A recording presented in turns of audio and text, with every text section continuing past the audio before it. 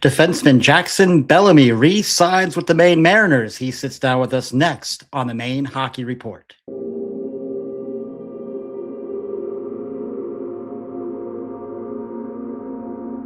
What is good, everybody? This is the Maine Hockey Report, brought to you by the Hockey Podcast Network. I'm your host, Benjamin Kennedy. Thank you so much for checking this out today. We have our newest addition to the Maine Mariners returning for his second season, defenseman Jaxon Bellamy. Jaxon, how are you? Good, man. How are you doing? Doing well, doing all right. As we were just talking off camera there, summer's been flying by. We're counting down the days to get back to the cross and get back to hockey. So, we are definitely looking forward to that. How are you? First of all, congrats on the new contract. How's your summer been so far? Thank you. The summer's been great. It's been going by slow.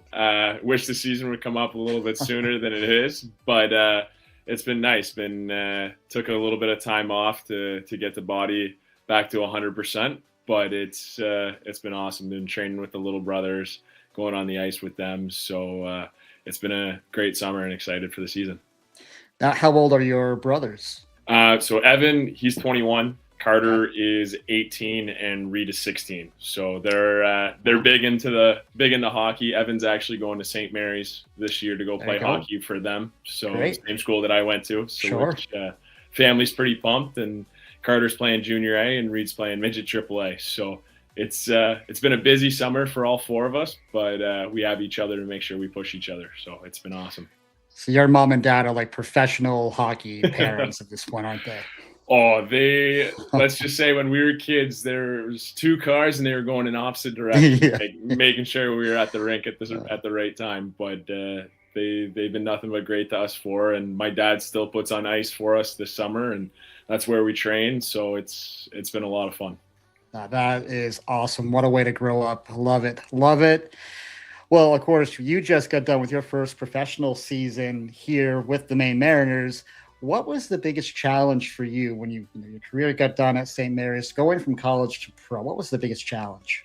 See, for myself, and it can be different for everyone else, but it was like when you're in college, you have that consistency. Like, when you go to the rink, like, you're not being traded, you're not being released, and it's less of a business. But for myself, it was really just trying to be able to focus on preparing every day and making sure that you're competing at 100%. And for me, it was definitely an adjustment, as the fact that it's like, all right, you got to prepare differently. There's 72 games. You were used to playing 30.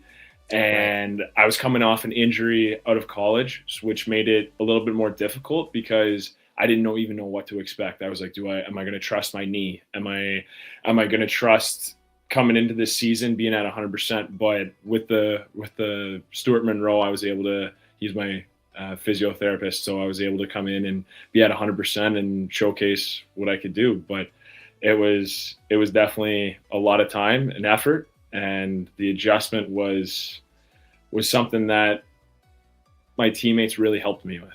Like, I had Andrew Nielsen, Thumper, DeVoe. I had so many guys that were in my corner trying to help me, just even with little things, little details that in college you don't know, right? So there's so much to adjust to, but for myself, it was really just trying to find my consistency, whether it was being healthy, eating styles, everything like that. So it was definitely an adjustment, but Maine made it really easy for me.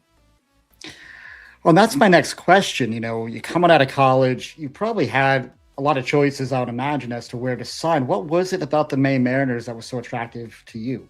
Well, so Will Devo, he would practice with at SMU for as long as I was there. So he would come out, he'd practice with us before he'd go leave the Maine, and he just talked about how much he loved it. And he just talked about the fans, talked about everything, the city, and I was like, all right. I'm like, that sounds pretty sounds interesting. And then when Huddy went there, I played with Huddy when I was in Moncton when I was 16. So Huddy had the exact same experience. I played with Callie too. So all three of them were like, no, like Jax, like you'd absolutely love it here. And like, they love to develop. And that was the most intriguing thing to me, because like when you hear a pro, like, yes, you're going to develop, but from Rick and Tulks, like they were able to help me so much this year, and they gave me the tools to be successful. And it was just such an attraction on that side too. So when I got the call that they were interested, it was a no-brainer, and it wasn't even a hesitation. I knew I wanted to be in Maine, and not to mention, I used to go down there as a kid and for vacations. Like my cousins are from Lewiston, so we'd go down. We'd go to Old Orchard. We'd go to Scarborough, like every there. So I'd be calling my parents. I'd be like, "Should I find this place familiar?" And they're like, "Jax, like we'd go there every summer. Like you should." Yeah. So it was awesome when I did make the drive down for the first time. It was familiar, and it was comforting to know that I was there before. Yeah, and easy travel for your parents too if they want to come down and check out some games, right? So it's just, I mean, it's still a few hours away, but it's not, Reading, Pennsylvania or anything like that. Yeah, right? No, exactly. And like I even told my parents, they're like, "Oh, like we're gonna come down." I went, "No," I'm like, not yet. I'm like, not yet. Let me be a little bit more comfortable. So I think their first game, they didn't come down until after Christmas, because I was like, I want to be comfortable with my game, and I don't want. Like not saying they're distractions, but I just wanted to make sure that I was in my head and focused. So they came down, they were getting ready to come down the first game. And I think Friday night I took a puck to the face and my whole lip was swelled up. And I just went, "You gotta be joking. Is this because we're coming down?" I went, "I don't know what it is, but we're not gonna talk about that." Oh man. That's so funny. That is so funny. What are the chances? Well, and that kind of leads me into my next question, Jaxon, is you were absolutely one of the most durable players for the team last season. 71 to 72 games you got into, 12 of the 14 games. We know you had that injury kind of late. But was there something in your preparation that helped you stay healthy and stay on the ice? I know you referenced maybe an injury coming out of college as well, but very, very durable last year. What was the secret? Honestly, I have to go back to when I did get injured in college. I was never really injured in junior. I was never really injured in university. And I think my only time I missed games was when I was suspended.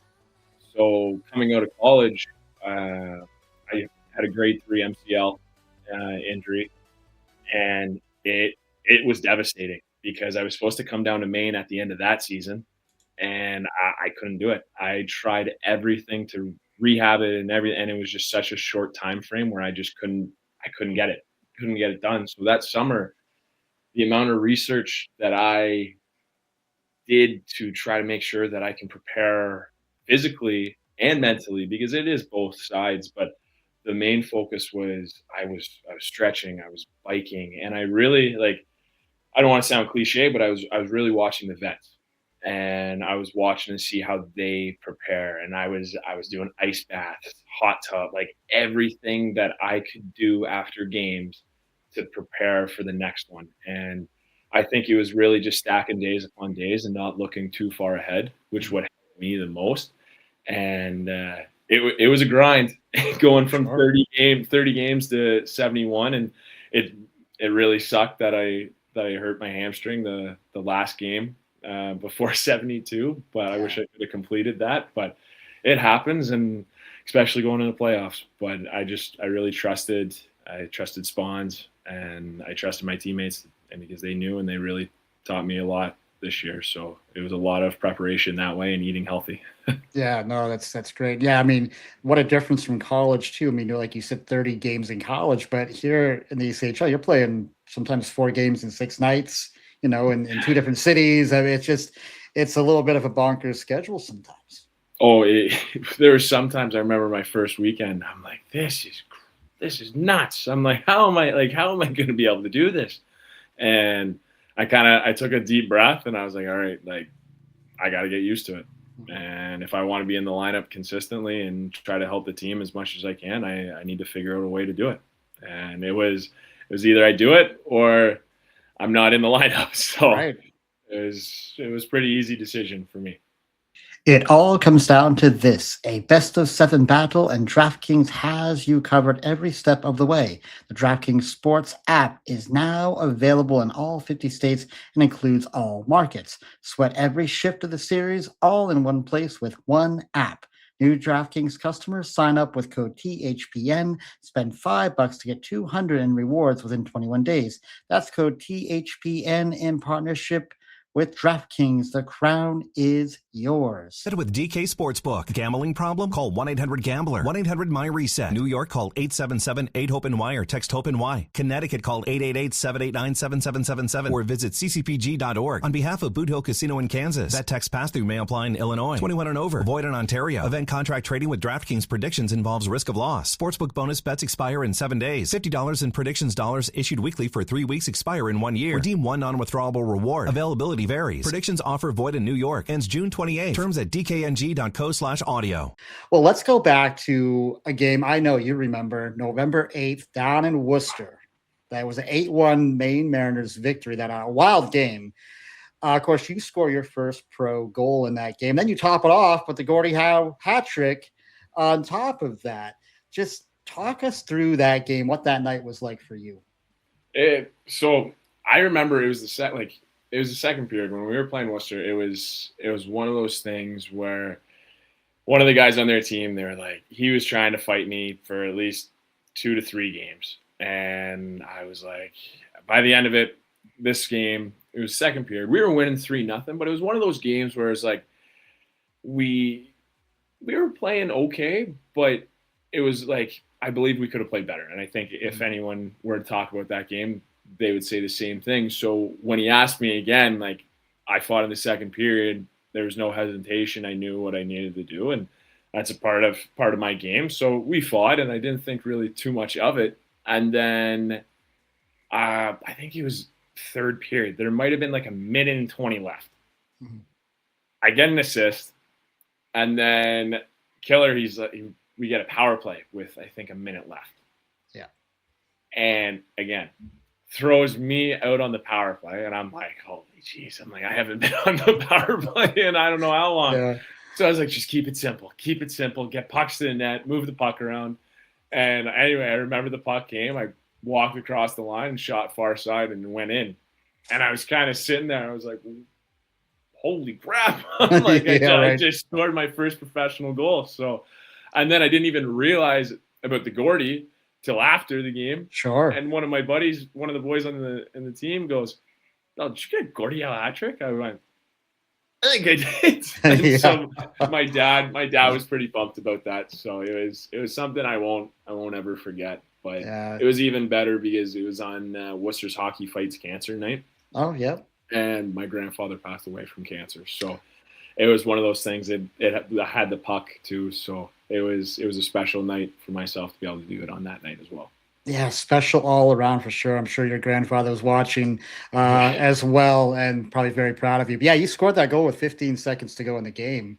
Yeah. So I'm sure Worcester's probably sitting there like, God, you're up 7-1. What are you doing? But good on you. We don't mind putting it to Worcester, that's for sure.